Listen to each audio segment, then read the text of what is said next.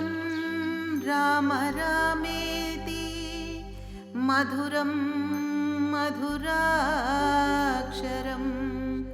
ఆరుహ్య కవితాశాఖాం వందే వాల్మీకి కోకిలం వందే వాల్మీకి కోకిలం.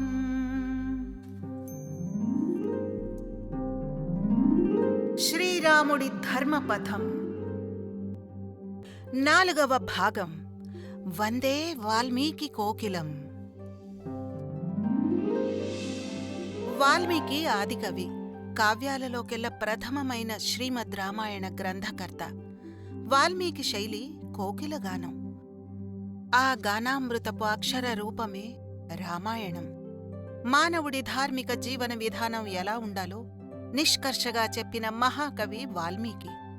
రాముడి చర్యల ద్వారా, వాక్కు ద్వారా ఉన్నత భావాల్ని సిద్ధాంతీకరించాడు.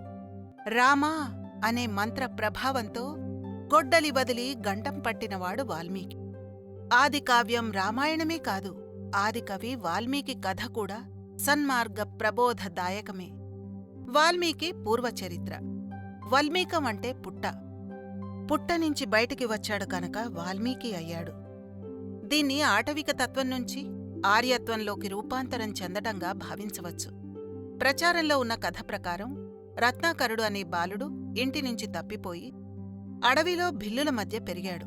క్రమంగా దారిదోపిడీదారుడిగా మారాడు. దారిన పోయే బాటసార్లను అటకాయించి వారి వస్తువుల్ని కొల్లగొట్టేవాడు. ఒకనాడు అతడు ఋషిబృందాన్ని దోచుకోపోయాడు. అతన్ని చూడగానే వారికి అతని భవిష్యత్తు గోచరించింది. దాంతో జ్ఞానభిక్ష పెట్టాలనుకున్నారు. నువ్వు దోచుకునే సంపదంతా నశించేదే, దానికోసం ఎందుకు పాపం మూటకట్టుకుంటున్నావు? నీ భార్యాబిడ్డలు నీ ధనాన్ని పంచుకుంటారే గాని నీ పాపాన్ని ఏమాత్రం పంచుకోరు. ఎందుకు పంచుకోరు? ఇదంతా చేస్తుంది వారికోసమే కదా. వెళ్ళి వారిని అడిగి నిజమేంటో తెలుసుకునిరా. అతడు ఇంటికి వెళ్ళి అడిగాడు. మమ్మల్ని పోషించడం నీ బాధ్యత. ఎలా సంపాదించావన్నది మాకనవసరం. నీ సంపాదనలో పాలు పంచుకుంటాం కాని నీ పాపంలో వాటా పంచుకోలేం అని తెగేసి చెప్పారు. అతడికి జ్ఞానోదయం అయింది. ఇకపై జీవహింస చెయ్యనని ప్రతిజ్ఞ చేశాడు. ఋషులు రామా అనే మంత్రాన్ని ఉపదేశించారు. దాన్ని ఎన్నో ఏళ్లు జపిస్తుండగా అతని చుట్టూ పుట్ట పెరిగింది. బ్రహ్మ ప్రత్యక్షమై పిలిచాడు. పుట్టలోంచి బయటపడ్డాడు. అన్ని వైపుల్నించి కప్పేసి కదలకుండా బంధించేది, బాధించేది పుట్ట. అది అజ్ఞానానికి, బంధాల మోహానికి సంకేతం. దాన్ని చీల్చుకొచ్చాడు గనకే అతడు వాల్మీకి అయ్యాడు. మరో కథ. జనశ్రుతి ప్రకారం వాల్మీకి ఉత్తర భారతంలోని ఓ ఆటవీ తెగకు చెందినవాడు. తీవ్రమైన కరువు రావడంతో బతుకు తెరువు కోసం దక్షిణాది వైపు వచ్చాడు. కొండలు కోనలు దాటుతూ దండకారణ్య మార్గంలో ప్రయాణించాడు. సప్తర్షులు ఎదురయ్యారు. వారిని ఆశ్రయించడం వల్ల జ్ఞానోపదేశం పొందాడు. తపస్సుతో జ్ఞానసిద్ధి కలిగింది. గోదావరి నదీ తీర మార్గంలో ముందుకు సాగుతూ రామాయణ మహాకావ్యం రచించాడు. రామేశ్వరంలో విడిది చేసి సేతు మార్గంలో లంకానగరం చేరుకున్నాడు. అక్కడే తన రచన పూర్తి చేశాడు. ఇంకో కథ. వాల్మీకి అసలు పేరు రుక్షుడు. ప్రచేతనుని పుత్రుడు. భృగు మహర్షి వంశస్థుడు. ప్రచేత పోహం దశమః పుత్రో భార్గవనందనః. జాతికి బ్రాహ్మణుడే అయినా శాపవశాన కిరాతక ధర్మం కలిగినవాడై దోవదొంగ అయ్యాడు. సంస్కార బలంతో మళ్లీ ఋషి సాంప్రదాయానికి వచ్చాడు. అంతే తప్ప పుట్టుకతో కిరాతకుడు కాదు. దీనికి ఆధారాలు శ్రీమద్ రామాయణంలోనే ఉన్నాయి. అతనిలో మార్పు తెస్తే అతని వల్ల ప్రపంచానికి గొప్ప మేలు జరుగుతుందన్న ఆలోచనతో సప్త మహర్షులు అతడు తోవలు కొట్టే మార్గానికి వెళ్లారు. ఊహించినట్టుగానే అతడు వాళ్లని దోచుకోపోయాడు. నీ పాపంలో నీ భాగమెంత, నీ కుటుంబ భాగమెంత, నీ పుణ్యంలో నీకు దక్కేదెంత కనుక్కునిరా అని చెప్పాడు నారదుడు. నీ సంపాదనలోనే తప్ప పాపంలో నాకు వాటా లేదు, నీ పుణ్యంలో మాత్రం సగం నాదే అని జవాబిచ్చింది రుక్షుడి భార్య. జ్ఞానోదయం కాగా నారదుడి పాదాలను శరణు వేడాడు. రామ మంత్రాన్ని తిరిగేసి మరా అని ఉపదేశించాడు నారదుడు. దాన్నే నిజమైన మంత్రంగా భావించి మరా శబ్దాన్ని ఉపాసిస్తూ తపస్సులో మునిగిపోయాడు. మరా మరా కాస్త మరామరామరామగా మారిపోయింది. 12 కోట్ల మార్లు పరిపూర్ణ భక్తితో మంత్రజపం చేశాడు. శరీరం చుట్టూ పుట్టలు పెరిగాయి. ఆ పుట్ట ఆ వాల్మీకం నుంచి వచ్చినందున వాల్మీకి అయ్యాడు. ఆ పేరుతో తొలుత పిలిచింది నారదుడే. అదే అతడి నామధేయంగా స్థిరపడింది. ప్రచేతసుడు. వేదవేద్యే పరే పుంసి జాతే దశరథాత్మజే వేద ప్రాచేతసాతాసీత్ సాక్షాత్ రామాయణాత్మనా సాక్షాత్ రామాయణాత్మనా.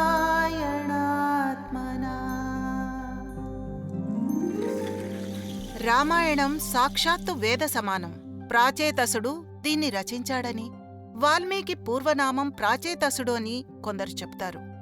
భారతీయ సనాతన సాంప్రదాయంలో ప్రాచేతస గణం అనే ఋషి వంశాలున్నాయి.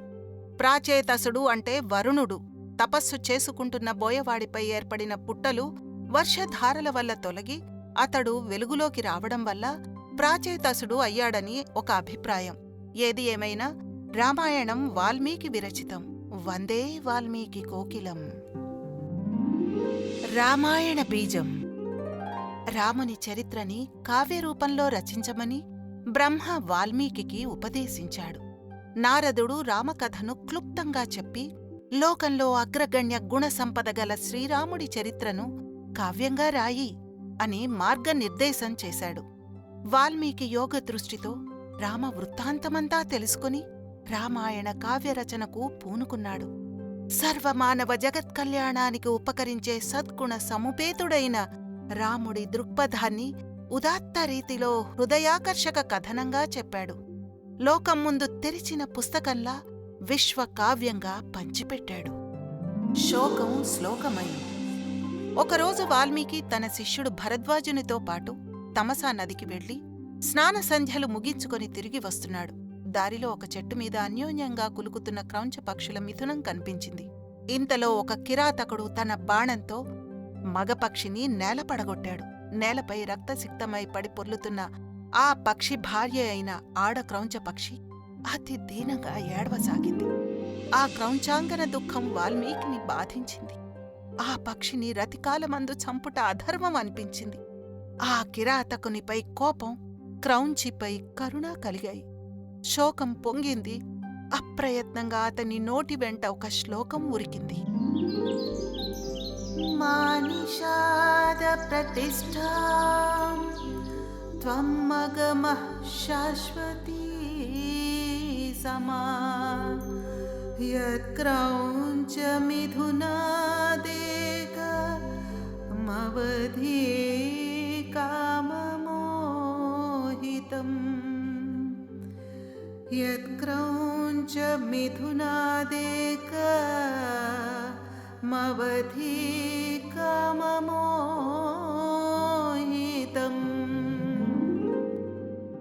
ఓ కిరాతకుడా, క్రౌంచ పక్షుల జంట కామపరవశమై ఉండగా ఓ పక్షిని చంపావు. అందుచేత నీవు శాశ్వతంగా అపకీర్తి పాలగుదువుగాక అని శపించాడు. ఆ వాక్యం ఛందస్సు రూపంలో సంస్కృత భాషలో వచ్చిన తొలి శ్లోకం. శోకమే శ్లోకంగా మారిందన్నమాట. శోకః శ్లోకత్వమానతః శోకః శ్లోకత్వమానతః. మానిషాద. ఈ శ్లోకానికి పండితులు అనేక అర్థాలు చెప్పారు. ఓ నిషాదుడా, క్రౌంచ పక్షుల జంటలోని మగపక్షిని చంపిన కారణంగా నీవు ఎక్కువ కాలం జీవించకుందువుగాక అని ఒక అర్థం. మానిషాద మా లక్ష్మి, మా నిషాద లక్ష్మీ నివాసం కలవాడా అంటే విష్ణువు. మా నిషాద ప్రతిష్ఠాం త్వం మగమః శాశ్వతీహ సమాహ అంటే లక్ష్మిని తనదిగా చేసుకున్న శ్రీనివాసుడా, నీ కీర్తి శాశ్వతంగా నిలబడుగాక అని ఇంకో అర్థం. యత్క్రౌంచ మిథునాదేకం వాక్యానికి కామమే జీవిత పరమార్థంగా జీవిస్తున్న రావణ మండోదరులలో రావణుడు అనే క్రౌంచ పక్షిని నీ బాణంతో కొట్టి చంపిన ఓ రామా, నీకు మంగళమగుగాక అని ఇంకో అర్థం చెబుతారు పండితులు. కామమోహితుడైన వాడు రావణుడని, కామాన్ని అనుసరిస్తే నాశనం తప్పదని మరొక అర్థమూ చెబుతారు. ఉపనిషత్తుల్లో జీవితానికి ప్రతీక చెట్టు. దీనిపై కామమోహితమైన పక్షి జీవుడు, అంటే జీవితంలోని అనేక ఆకర్షణలతో ముడిపడినవాడు. దీన్ని అంతరింపచేసి పరమాత్మభావాన్ని పొందించాడు విష్ణువు. అతడి కీర్తి ఎన్నో కాలాలపాటు ఉంటుంది అని ఆధ్యాత్మిక దృష్టికోణంలో చెప్పిన అర్థం. ఛందోబద్ధ శ్లోకం. క్రౌంచ పక్షుల దుస్థితికి కదిలిపోయి ఆవేశంతో కిరాతకుణ్ణి నిందించానని వాల్మీకి పశ్చాత్తాపడ్డాడు. పిమ్మట ఆ ఆవేదనావస్థ నుంచి బయటపడి అనాలోచితంగా తన నోట వచ్చిన వాక్యాలను మననం చేసుకుని శిష్యుడితో అన్నాడు. పాదబద్ధోక్షరః సమః తంత్రీలయ సమన్వితః శోకార్తస్య ప్రవృత్తో మే శ్లోకో భవతు నాన్యథా.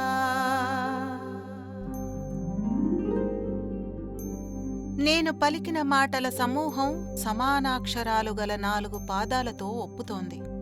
లయబద్ధమైన వాద్యయుక్తంగా గానం చేయడానికి తగి ఉంది కనుక ఇది ఛందోబద్ధ శ్లోకమే. నదీతీరంలో జరిగిన సంఘటనని విచిత్రార్థ పద సమన్వితము ఛందోబద్ధము అయిన శ్లోకాన్ని తలుచుకుంటుంటే బ్రహ్మదేవుడు ప్రత్యక్షమయ్యాడు. ఓ మహర్షి, నీవు కనికరంతో పలికిన పలుకులు ఛందోబద్ధమైన శ్లోకమే. నా సంకల్పానుసారమే ఆ మాటలు నీ నోట వచ్చాయి. ఇదే ఛందస్సుతో నీవు శ్రీరామచరితాన్ని రచింపుము.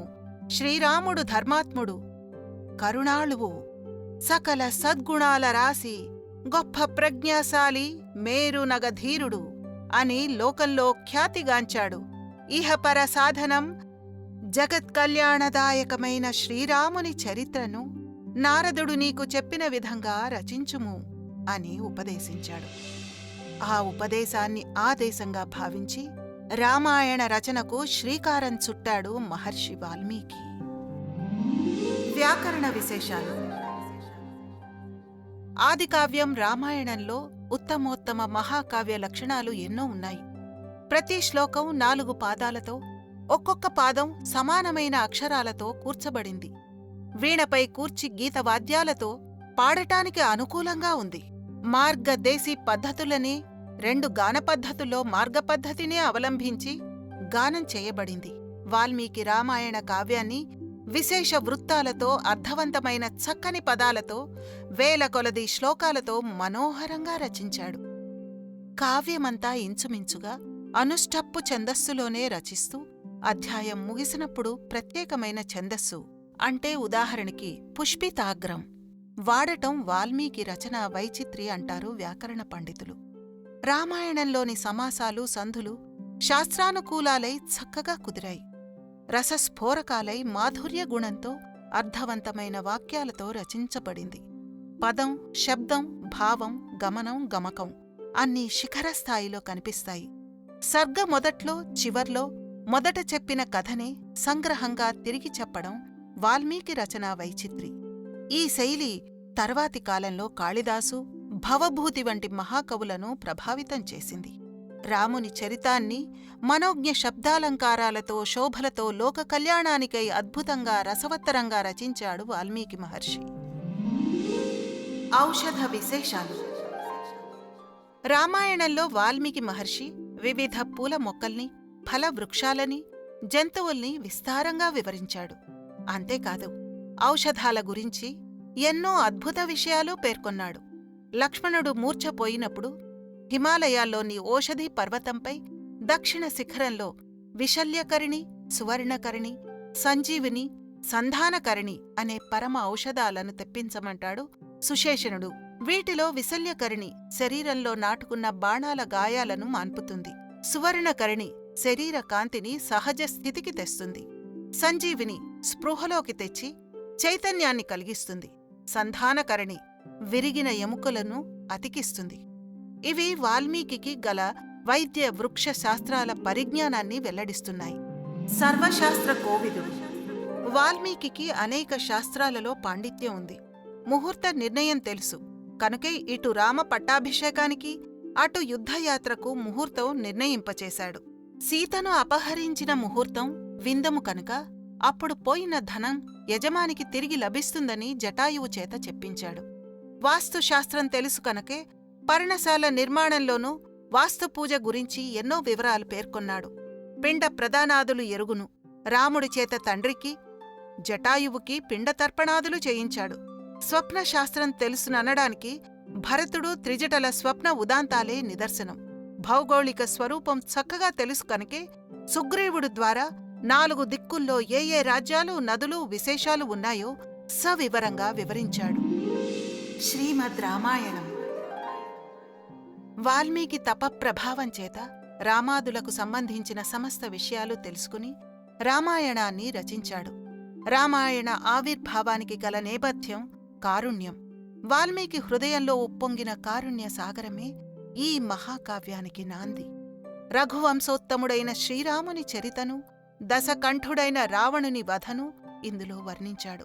వాల్మీకి దివ్య నేత్రాలకు సాక్షాత్కరించిన రామాయణ కథాఘట్టాలను 6 కాండలుగాను, సీతా పరిత్యాగం తదనంతరం ఘటనలను ఉత్తరకాండలోనూ వివరించాడు. 24 సహస్రీ అని పేర్కొన్నాడు వాల్మీకి. అంటే 24,000 శ్లోకాలతో అలరారింది రామాయణ మహావృక్షం. దండనీతి, రాజనీతి, యుద్ధనీతి, పరిపాలనా విధానం, భక్తి, జ్ఞాన, వైరాగ్యాలు, శరణాగతి లక్షణాలు విస్తారంగా తెలుపబడ్డాయి.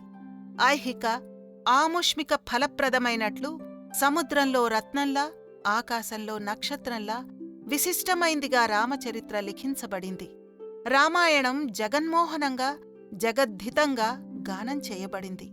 రామాయణ మహాకావ్యం భారతీయ సంస్కృతికి మూలకందం. పరమ పవిత్రత, పూజనీయత సంతరించుకున్న రమణీయ రామాయణ గాథను సంస్కృతంలో వాల్మీకి మహర్షి లోకానికి అందించాడు.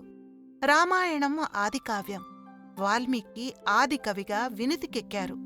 భోజుడు వాల్మీకిని మార్గదర్శిః మహర్షిః అని కొనియాడాడు. రామాయణ పారాయణం చేసిన వారి కోర్కెలు నెరవేర్చే శక్తి రామాయణానికి ఉందంటారు. దానికి కారణం భగవంతుని కథ అవడమే కాక సర్వజ్ఞుడైన వాల్మీకి అందులో కూర్చిన బీజాక్షర మహత్యమే. ధన్య మహర్షి. ఆదర్శ యథార్థాల అపూర్వ సమ్మేళనంతో రచించబడిన రామాయణం అక్షరాల విశ్వశ్రేయ కావ్యం, మానవ కళ్యాణ మార్గం. నిస్సందేహంగా వాల్మీకి విశ్వం మహాకవి.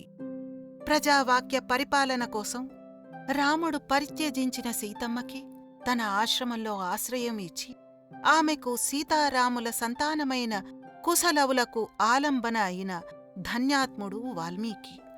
ఆశ్వీయుజమాస పౌర్ణమి నాడు రామాయణ సృష్టికర్త వాల్మీకి జన్మించాడని, ఆ రోజున వాల్మీకి జయంతిగా పర్వదినం జరుపుకోవడం భారతీయ సంస్కారానికి ప్రతీక.